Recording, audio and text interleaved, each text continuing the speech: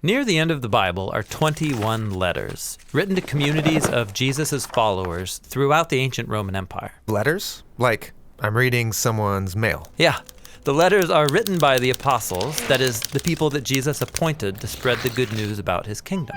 And they wrote to Jesus' followers living in different cities around the Roman world. These letters were all written in a style called prose discourse. Now, if I'm reading a letter that wasn't written to me, then there's likely a lot of background information that's assumed but not mentioned. Yeah, exactly. And the letters in the Bible are no different. Okay, so let's talk about how to read the New Testament letters in historical context. So there are 3 levels of historical context to keep in mind when reading the New Testament letters. The first is how all the letters fit into the larger storyline of the scriptures. Right, so this story begins with God creating humanity as his partners to rule creation with him. But we choose to rule on our own terms, leading to violence, exile, and death. But God promises a guy named Abraham that life and blessing will spread to all nations through him and his descendants to renew God's vision for humanity. And Jesus said he came to bring that promise to its fulfillment through his life, death, and resurrection. Right, and so the apostles saw themselves as heralds, announcing the arrival of God's kingdom in Jesus. Like the apostle Paul. When he wrote to the house churches in Rome about the good news, he said his job was to summon people of all nations to give their allegiance to Jesus, the exalted King of the world.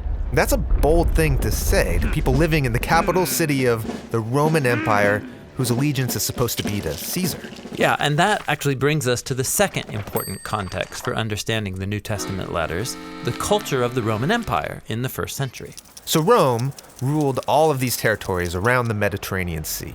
And they built their empire by conquering and enslaving their enemies and then imposing heavy taxes.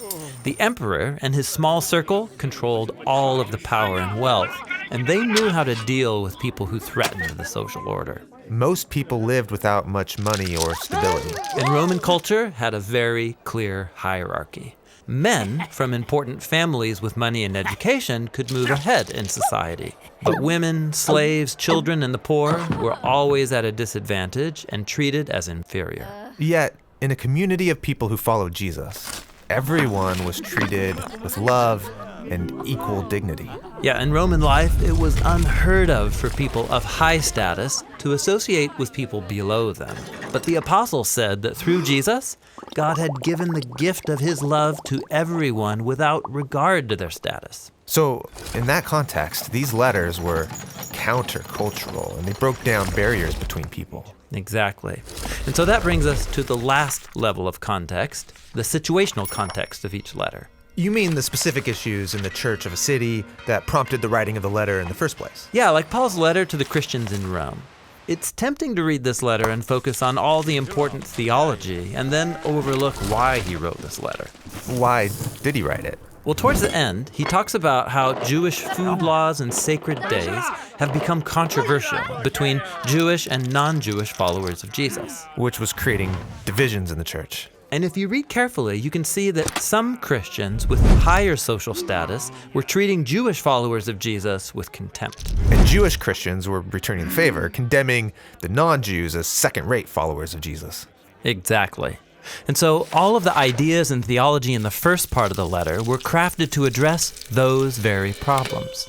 Paul acknowledges that the Roman Christians have big differences in culture, theology, and social status, but he wants them to realize that they are unified by their faith in Jesus, who is the real center of their church. Okay, great. But if that letter was written to someone else, then what should I get out of it? I mean, I don't live in ancient Rome. Well, in these letters, we see the apostles challenging and transforming every part of their first century culture and life with the good news about King Jesus. And by watching them, we gain wisdom about how that same good news can transform our culture as well. Now, there's one more helpful step to take in reading the New Testament letters, and that's learning how to follow the flow of thought from the letter's beginning all the way to its end. And that's what we'll look at next.